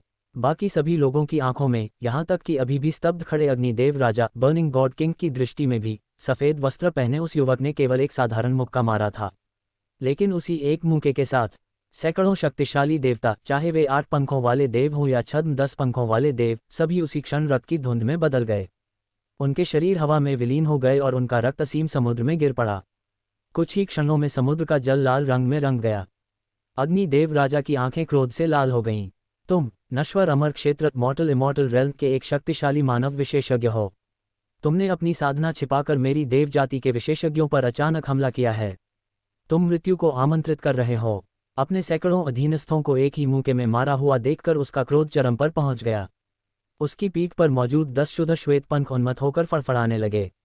असीम और चकाचौंध कर देने वाला सफ़ेद प्रकाश भयावह शक्ति से भरा हुआ अंतरिक्ष को चीरते हुए सीधे चेन फैन को घेरने लगा। उसने कभी नहीं सोचा था कि उत्तरी आध्यात्मिक क्षेत्र में वास्तव में एक सच्चा नश्वर अमर मौजूद होगा। चेन फैन ने उसकी आभा को महसूस करते हुए मन ही मन कहा, 10 पंखों वाली देव जाति की शक्ति नश्वर अमर क्षेत्र के प्रथम स्तर के बराबर है। तो फिर मुझे भी ये देखने दो कि प्रथम स्तर के नश्वर अमर की वास्तविक शक्ति कितनी होती है।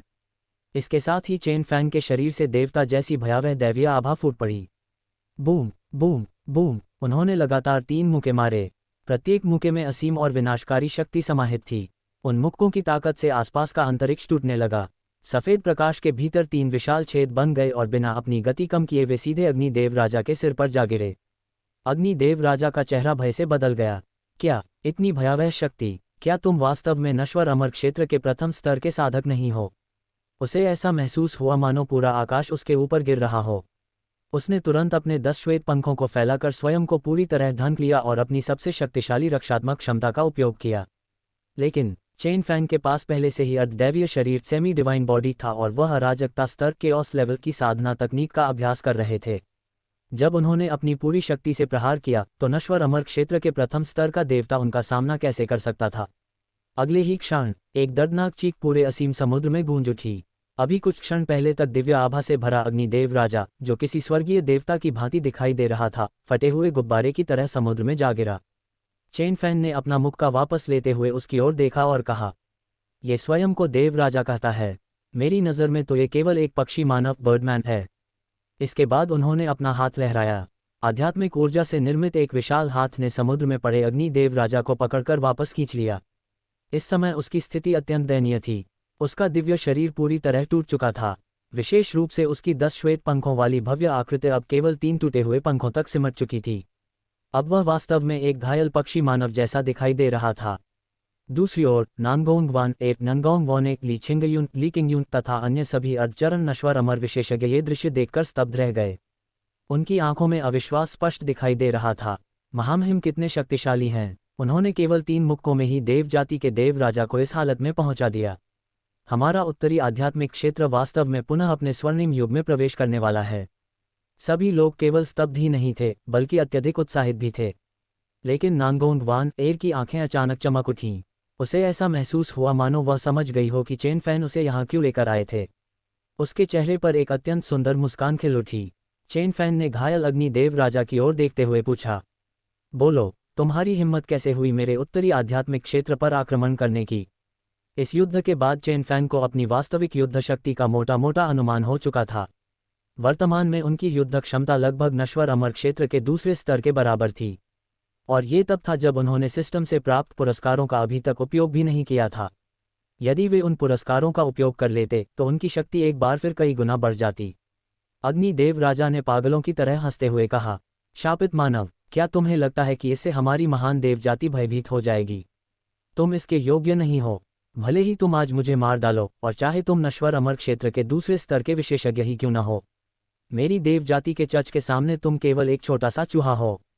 बहुत जल्द तुम्हारा उत्तरी आध्यात्मिक क्षेत्र पूरी तरह पश्चिमी आध्यात्मिक चर्च, वेस्टर्न स्पिरिचुअल चर्च का हिस्सा बन जाएगा। हा हा हा हा। चेन फैन थोड़े आश्चर्यचकित हुए। क्या सभी देवता इतने कट्टर और जिद्दी होते हैं? अगले ही क्षण उन्होंने बिना किसी हिचकिचाहट के अग्नि देव राजा के शरीर को चूर चूर कर दिया। देव जाति का एक ऐसा शक्तिशाली विशेषज्ञ जिसकी शक्ति नश्वर अमर के बराबर थी, उसी स्थान पर मारा गया। चेन फैन अच्छी तरह समझ चुके थे कि अग्नि देव राजा जैसा कट्टर भक्त उनसे कोई उपयोगी जानकारी नहीं देगा। उसे जीवित रखने का कोई लाभ नहीं था। सभी देवताओं के मर जाने के बाद पूरा असीम समुद्र एक बार फिर शांत हो गया। अब वहां केवल समुद्री लहरों और हवा की आवाज ही सुनाई दे रही थी। इसी समय एक उदास और मधुर वीणा की ध्वनि वातावरण में गूंजने लगी। नांगोंग वान ए शून्य में पद्मासन लगाकर बैठी हुई थी और उसकी गोद में रखी वीणा से एक रहस्यमय संगीत निकल रहा था। कुछ मिनट बाद संगीत समाप्त हुआ। उसके सुंदर चेहरे पर एक उज्ज्वल मुस्कान दिखाई दी। ये देखकर चेन फैन ने संतोषपूर्वक सिर हिलाया और फिर ली छिंगयुन की ओर मुड़कर पूछा, असीम समुद्र की आध्यात्मिक ऊर्जा हमारे उत्तरी आध्यात्मिक क्षेत्र की तुलना में कहीं अधिक सघन है। क्या इसका कारण यही सीमा दीवार है? ली छिंगयुन अभी भी अपने आश्चर्य से पूरी तरह बाहर नहीं निकले थे। उन्होंने आसपास की आध्यात्मिक ऊर्जा को महसूस किया और फिर उत्तरी आध्यात्मिक क्षेत्र की असीम सीमा दीवार की ओर देखा। कुछ क्षणों बाद उन्होंने गंभीरता से उत्तर दिया, महामहिम, मुझे भी ऐसा ही प्रतीत होता है। अब उन्हें समझ आ गया था कि उत्तरी आध्यात्मिक क्षेत्र इतने वर्षों से पतनशील क्यों रहा था। ये सीमा दीवार ही इसका कारण थी। इसने यद्यपि उत्तरी आध्यात्मिक क्षेत्र को देव जाति के आक्रमणों से सुरक्षित रखा था, लेकिन साथ ही उसने बाहरी संसार की प्रचुर आध्यात्मिक ऊर्जा को भी रोक दिया था। इसी कारण यहाँ के साधक समय के साथ कमजोर होते चले गए। अन्य सभी लोगों ने भी चेन फैन का आशय समझ लिया। उनके चेहरों पर कड़वी मुस्कान दिखाई देने लगी। यदि यह सीमा दीवार अस्तित्व में न होती तो संभव है कि आज उत्तरी आध्यात्मिक क्षेत्र मानव जाति का नहीं बल्कि देव जाति का राज्य होता। ली छिंगयुन ने पूछा, महामहिम, अब हमें क्या करना चाहिए? चेन फैन ने अपना हाथ लहराते हुए शांत स्वर में कहा, और क्या किया जा सकता है? फिलहाल इसे ऐसे ही रहने दो। जिस दिन मेरी महान मार्शल स्वर्गीय दरबार पर्याप्त रूप से शक्तिशाली हो जाएगी, उस दिन इस सीमा दीवार के अस्तित्व की कोई आवश्यकता नहीं रह जाएगी। और इसी के साथ उत्तरी आध्यात्मिक क्षेत्र के भविष्य की दिशा एक बार फिर बदलने लगी। अध्याय 179 देव जाति का पोप। यद्यपि उत्तरी आध्यात्मिक क्षेत्र नॉर्दर्न स्पिरिचुअल रेल्म की सीमा दीवार ने इतने वर्षों तक उसे देव जाति के आक्रमणों से सुरक्षित रखा था, लेकिन उसी ने उसके विकास को भी अत्यधिक सीमित कर दिया था। पूरे आध्यात्मिक संसार का सबसे कमजोर क्षेत्र होने का मुख्य कारण भी यही था। बेशक यदि यह सीमा दीवार अस्तित्व में न होती तो संभव है कि उत्तरी आध्यात्मिक क्षेत्र बहुत पहले ही इतिहास के लंबे प्रवाह में नष्ट हो चुका होता। कुल मिलाकर इसके लाभ इसकी हानियों से कहीं अधिक थे। लेकिन अब महान मार्शल स्वर्गीय दरबार ग्रेट मार्शल सेलेस्टियल कोर्ट के उदय का अर्थ था उत्तरी आध्यात्मिक क्षेत्र का पुनर्जागरण। बहुत जल्द देव जाति उनके लिए कोई खतरा नहीं रह जाएगी। उस समय उत्तरी आध्यात्मिक क्षेत्र की सीमा दीवार को भी हटाया जा सकेगा। जब युद्ध की अग्नि पूरे क्षेत्र को तपाएगी और बाहरी संसार की अत्यंत समृद्ध आध्यात्मिक ऊर्जा यहाँ प्रवाहित होगी, तब उत्तरी आध्यात्मिक क्षेत्र में एक के बाद एक शक्तिशाली विशेषज्ञों का जन्म होगा। चेन फैन असीम समुद्र इन्फिनिट सी की ओर देख रहे थे, जो उत्तरी आध्यात्मिक क्षेत्र की सीमाओं के बाहर अनंत तक फैला हुआ था। हालांकि उसकी कोई सीमा दिखाई नहीं देती थी, लेकिन वे जानते थे कि इसी असीम समुद्र के दूसरे छोर पर पश्चिमी आध्यात्मिक क्षेत्र वेस्टर्न स्पिरिचुअल रेल्म स्थित था। वही देव जाति का साम्राज्य था जहां असंख्य अत्यंत शक्तिशाली देवता निवास करते थे। उन्हें वापस जाकर आगामी युद्ध की तैयारी करनी थी। देव जाति यदि उत्तरी आध्यात्मिक क्षेत्र को नष्ट करना चाहती थी तो इसका अर्थ ये भी था कि वे महान मार्शल स्वर्गीय दरबार को नष्ट करना चाहते थे। महान वू राजवंश ग्रेट वू डायनेस्टी की स्थापना से लेकर आज तक चेन फैन के सभी शत्रु उनके पैरों तले कुचले गए थे। और इस बार भी चाहे उनका सामना देव जाति से ही क्यों न हो, परिणाम अलग नहीं होने वाला था। चेन फैन ने सभी की ओर देखते हुए कहा, चलो पहले उत्तरी आध्यात्मिक क्षेत्र लौटते हैं, उसके बाद मैं देव जाति से निपटने के लिए आवश्यक निर्देश दूंगा। ये कहकर वे उसी क्षण वहां से गायब हो गए। अन्य सभी लोग भी तुरंत उनके पीछे चल पड़े। यद्यपि उनके मन में देव जाति की शक्ति को लेकर कुछ भय था, लेकिन जब तक महान मार्शल स्वर्गीय सम्राट उनके साथ थे, उत्तरी आध्यात्मिक क्षेत्र को कोई भी आसानी से कुचल नहीं सकता था। लेकिन उनके जाने के कुछ ही समय बाद असीम समुद्र के ऊपर अचानक एक भव्य और अत्यंत सुंदर युद्धपोत वॉरशिप प्रकट हुआ। उस युद्धपोत के भीतर 2 अत्यंत सुंदर युवतियां खड़ी थीं और उत्सुकतापूर्वक उत्तरी आध्यात्मिक क्षेत्र की सीमा दीवार में बने विशाल छेद को देख रही थीं। नीले वस्त्रों में सजी एक सुंदर युवती ने आश्चर्य से कहा, उत्तरी आध्यात्मिक क्षेत्र की सीमा दीवार में सचमुच एक दरार बन गई है। फिर उसने उत्साहित होकर कहा, सुयांशी, क्यों न हम उत्तरी आध्यात्मिक क्षेत्र घूमने चलें। हम लगभग पूरे आध्यात्मिक संसार की यात्रा कर चुके हैं। इतने वर्षों तक ये क्षेत्र बंद रहा है, इसलिए इसके भीतर अवश्य ही बहुत सी रोचक चीजें होंगी। सुयांशी ने भी उत्सुकता से उस विशाल दरार की ओर देखा और मुस्कुराते हुए बोली, लू छिंग लूकांकिंग, तुम्हारा विचार बुरा नहीं है। चलो भीतर जाकर देखते हैं। दोनों युवतियां मूल रूप से उच्च आध्यात्मिक क्षेत्र अपर स्पिरिचुअल रेल्म से पूरे आध्यात्मिक संसार की यात्रा पर निकली थीं। उत्तरी आध्यात्मिक क्षेत्र उनकी यात्रा योजना का हिस्सा नहीं था, क्योंकि वह सदियों से सीमा दीवार द्वारा पूरी तरह बंद था। चाहे वे जाना भी चाहती, उनके पास कोई उपाय नहीं था। लेकिन अब किसी ने उस सीमा दीवार में एक विशाल छेद बना दिया था। इससे उनके भीतर उत्सुकता जाग उठी। दोनों ने तुरंत निर्णय लिया कि वे उत्तरी आध्यात्मिक क्षेत्र की यात्रा अवश्य करेंगी। अगले ही क्षण उनका शानदार युद्धपोत असीम समुद्र में गायब हो गया। उधर पश्चिमी आध्यात्मिक क्षेत्र के केंद्र में असीमित भूमि पर अनगिनत श्वेत महल फैले हुए थे। उन सभी महलों के बीच एक विशाल और अत्यंत भव्य महल स्थित था, जो मानो बादलों के ऊपर खड़ा हो। उस महल के शीर्ष पर लगभग 3 झांक लगभग 10 मीटर ऊंचा एक विशाल व्यक्ति खड़ा था और दूर क्षितिज की ओर देख रहा था। वह कोई और नहीं बल्कि देव जाति का pope of the divine race था। उसने शांत स्वर में कहा, अग्नि देव राजा बर्निंग गॉड किंग मर चुका है। ऐसा लगता है कि उत्तरी आध्यात्मिक क्षेत्र में अभी भी कुछ शक्तिशाली नींव शेष है। लेकिन अग्नि देव राजा की मृत्यु से उसके चेहरे पर कोई विशेष भाव नहीं आया, मानो उसके लिए एक देव राजा की मृत्यु कोई बड़ी बात न हो। वह लंबे समय से इस संभावना की अपेक्षा कर रहा था। उसने धीरे से मुस्कुराते हुए कहा, ये तो और भी अच्छा है। यदि पूरा उत्तरी आध्यात्मिक क्षेत्र केवल कमजोर लोगों से भरा होता तो हमारी महान योजना को सक्रिय करना वास्तव में कठिन हो जाता। इतना कहते ही उसकी पीठ पर 10 विशाल पंख फैल गए, लेकिन उसके पंख सामान्य 10 पंखों वाले देवताओं से भिन्न थे। उनमें से 6 पंख सुनहरी दिव्य रोशनी से चमक रहे थे। उसकी आभा इतनी भयावह थी कि उसके आसपास का अंतरिक्ष स्वयं ध्वस्त होने लगा। ऐसा प्रतीत हो रहा था मानो पूरा संसार उसके सामने विनाश के कगार पर पहुंच गया हो। अचानक उसकी विशाल आवाज पूरे पश्चिमी आध्यात्मिक क्षेत्र में गूंज उठी, 10 महान देव राजाओं, 10 ग्रेट गॉड किंग्स, मेरी आज्ञा सुनो। 300 राज्यों में फैली देव जाति की समस्त सेनाओं को एकत्रित करो और मेरे आदेश की प्रतीक्षा करो। उत्तरी आध्यात्मिक क्षेत्र पर आक्रमण की तैयारी करो। अग्नि देव राजा ने अपने जीवन की कीमत पर हमारे लिए उत्तरी आध्यात्मिक क्षेत्र का द्वार खोल दिया है। जैसे ही उसकी आवाज गूंजी, पश्चिमी आध्यात्मिक क्षेत्र के 300 महान राज्यों के ऊपर एक के बाद एक भयावह आभाएं प्रकट होने लगीं।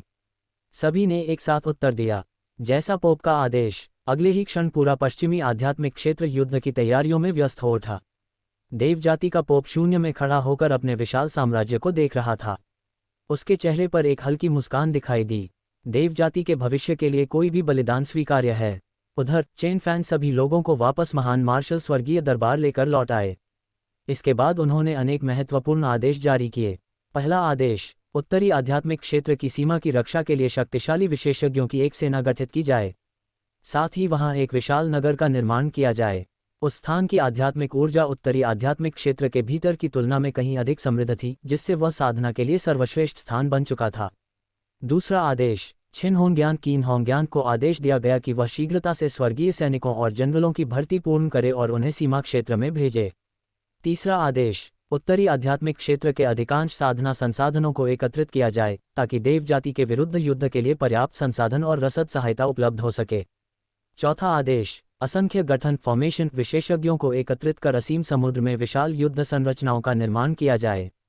चेन फैन का स्पष्ट निर्णय था, देव जाति के साथ युद्ध का मैदान कभी भी उत्तरी आध्यात्मिक क्षेत्र नहीं बनेगा। सबसे उपयुक्त युद्ध क्षेत्र असीम समुद्र था। इस प्रकार असीम समुद्र को देव जाति के विरुद्ध होने वाले महायुद्ध का मुख्य रण क्षेत्र घोषित कर दिया गया। सभी व्यवस्थाएं पूरी करने के बाद चेन फैन अपने महल के मुख्य कक्ष में लौट आए। उन्होंने अपनी दृष्टि सिस्टम स्पेस पर केंद्रित की। यद्यपि उन्होंने अभी नश्वर अमर क्षेत्र के प्रथम स्तर के एक देव राजा को आसानी से मार दिया था, फिर भी उन्होंने देव जाति को बिल्कुल भी कम नहीं आंका। यदि देव जाति के पास एक 10 पंखों वाला देव राजा था तो निश्चित रूप से ऐसे और भी अनेक शक्तिशाली अस्तित्व मौजूद होंगे। इसके अतिरिक्त वे सभी कट्टर भक्तों की भांति व्यवहार कर रहे थे। स्पष्ट था कि उनके पीछे कोई और भी अधिक शक्तिशाली अस्तित्व था जो पूरी देव जाति को नियंत्रित कर रहा था, बिल्कुल पश्चिमी आध्यात्मिक क्षेत्र के चर्च के पोप की तरह। ऐसा व्यक्ति जो संपूर्ण देव जाति को नियंत्रित करता हो सामान्य व्यक्ति नहीं हो सकता था। चेन फैन ने स्वयं से कहा, सबसे पहले अपनी शक्ति को और बढ़ाना होगा। उन्होंने हमेशा स्वयं को लगभग अजेय माना था, लेकिन अब उन्हें यह समझ आ गया था कि आकाश के भी ऊपर आकाश है और मनुष्यों से भी ऊपर अमर अस्तित्व मौजूद हैं। इसके बाद उनकी दृष्टि सिस्टम द्वारा प्रदान किए गए उस पुरस्कार पर गई जिसे वे अभी तक उपयोग नहीं कर पाए थे। प्रमुख साधना स्तर उन्नयन card, major cultivation advancement card. ये स्वर्गीय दरबार की स्थापना के बाद सिस्टम द्वारा दिया गया पुरस्कार है। अब इसका उपयोग करने का समय आ गया है। उसका विवरण था, ये कार्ड किसी भी व्यक्ति की साधना को एक पूरे बड़े स्तर तक बढ़ा सकता है। चेन फैन ने बिना किसी हिचकिचाहट के आदेश दिया, सिस्टम, मेरे ऊपर प्रमुख साधना स्तर उन्नयन कार्ड का उपयोग करो।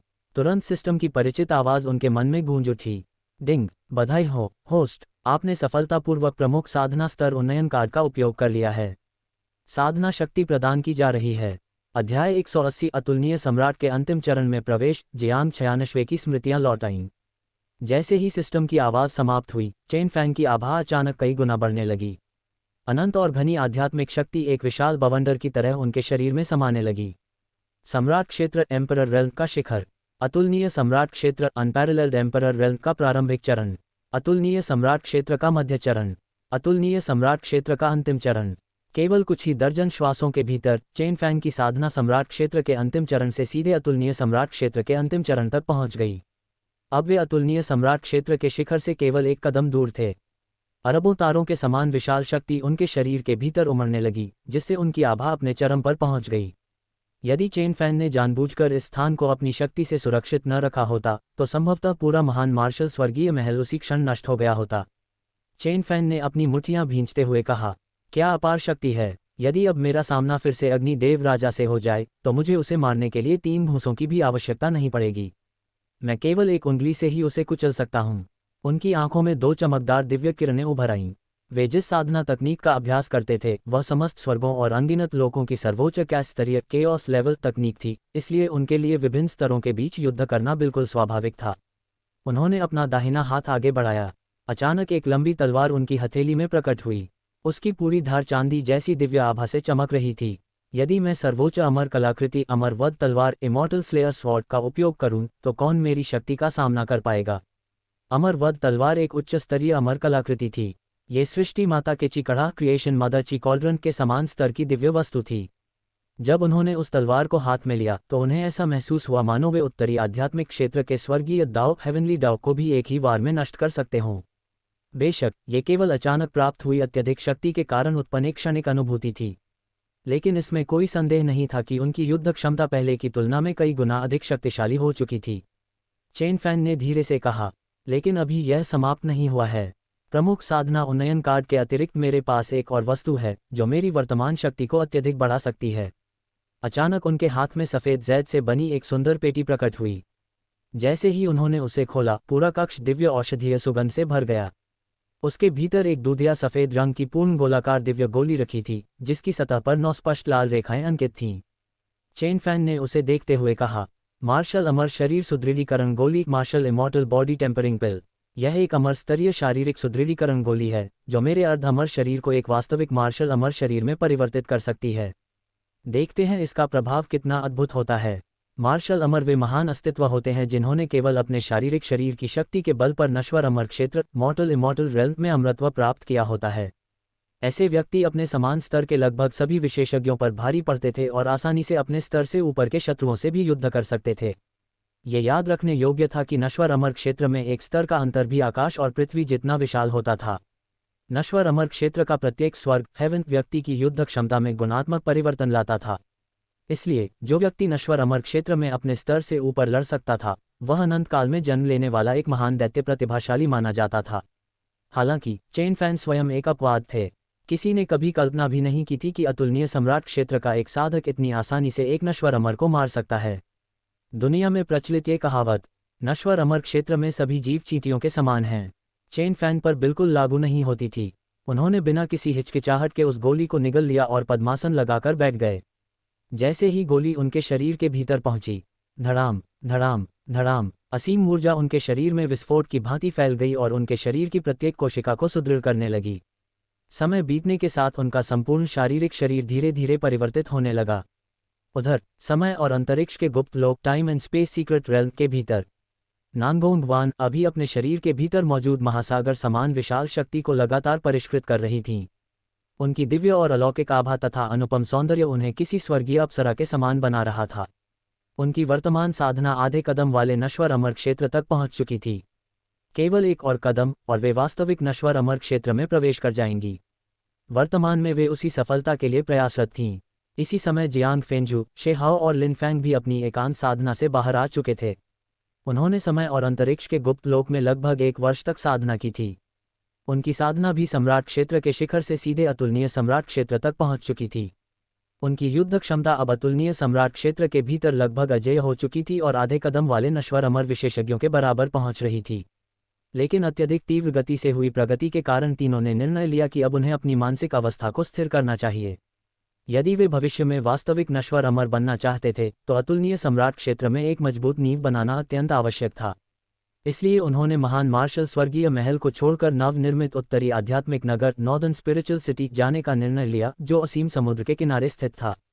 संसार के कोलाहल के बीच अपनी मानसिक अवस्था को स्थिर करना उनके भविष्य के लिए अधिक लाभदायक था। नानगोंग वान इससे भिन्न थीं, क्योंकि उनकी स्थिति विशेष थी। जल्द ही तीनों महान मार्शल स्वर्गीय महल से निकलकर सांसारिक संसार की ओर प्रस्थान कर गए। कुछ समय बाद समय और अंतरिक्ष के गुप्त लोक के दूसरे भाग में एक पतली और सुंदर आकृति से अचानक अत्यंत भयावह और विशाल आभा प्रस्फुटित हुई। वह थी जियांग छयानश्वे जिंग किंगस्यू। उन्होंने आश्चर्य से अपनी आंखें खोलीं और कहा, मेरी स्मृतियां वापस आ गई हैं। उनके मस्तिष्क में असंख्य स्मृतियां उमड़ने लगीं। काफी समय बाद उन्होंने अंततः उन सभी स्मृतियों को व्यवस्थित कर लिया। उनकी साधना भी स्थिर होकर अतुलनीय सम्राट क्षेत्र में पहुंच चुकी थी। उन्होंने धीरे से कहा, मैंने कभी नहीं सोचा था कि मेरा पुनर्जन्म उत्तरी आध्यात्मिक क्षेत्र में होगा और मुझे ऐसा अद्भुत अवसर प्राप्त होगा। अपने पिछले जीवन में वे उच्च आध्यात्मिक क्षेत्र अपर स्पिरिचुअल रेल्म की श्वेन्युए अमर संप्रदाय शैन यू इमॉर्टल सेक्ट की संप्रदाय प्रमुख थीं। उनकी साधना नश्वर अमर क्षेत्र के 6ठे स्तर तक पहुंच चुकी थी। लेकिन जब वे 7वें स्तर में प्रवेश करने के लिए एकांत साधना कर रही थीं, तभी उनके महान ज्येष्ठ और कई अन्य ज्येष्ठों ने शत्रु शक्तियों तथा रिफाइनिंग वॉइड पैलेस के साथ मिलकर उनकी हत्या कर दी। इसके बाद उनका पुनर्जन्म उत्तरी आध्यात्मिक क्षेत्र में हुआ। उन्होंने गहरी सांस लेते हुए कहा, महान मार्शल स्वर्गीय दरबार वास्तव में उत्तरी आध्यात्मिक क्षेत्र का सर्वोच्च अस्तित्व है। उसके स्वर्गीय प्रभु अत्यंत शक्तिशाली हैं। यहाँ अनगिनत दिव्य गुप्त लोक मौजूद हैं। यहाँ तक कि जिस गुप्त लोक में मैं भी हूँ, वह समय के प्रवाह को भी परिवर्तित कर सकता है। ये वास्तव में अविश्वसनीय है। अपने पिछले जीवन में यदि मैं नश्वर अमर क्षेत्र के 7वें स्तर तक भी पहुंच जाती, तब भी समय को नियंत्रित नहीं कर सकती थी। इसके बाद उनकी आंखों में एक तीव्र चमक उभर आई। यदि ऐसा है तो अपने पिछले जीवन के अनुभव, महान मार्शल स्वर्गीय दरबार के गुप्त लोकों और उसके प्रचुर साधना संसाधनों की सहायता से मैं बहुत जल्द पुनः नश्वर अमर क्षेत्र तक पहुंच जाऊंगी। और उस दिन जिन लोगों ने मेरे साथ विश्वासघात किया था और रिफाइनिंग वॉर्ड पैलेस में उन सभी को नष्ट कर दूंगी। ये कहते हुए उनके चेहरे पर दृढ़ निश्चय दिखाई दिया। इसके बाद जियांग 96वें समय और अंतरिक्ष के गुप्त लोक में पद्मासन लगाकर बैठ गईं और अपनी स्मृतियों में मौजूद अमर तकनीकों तथा विभिन्न गुप्त कलाओं का अभ्यास करने लगीं।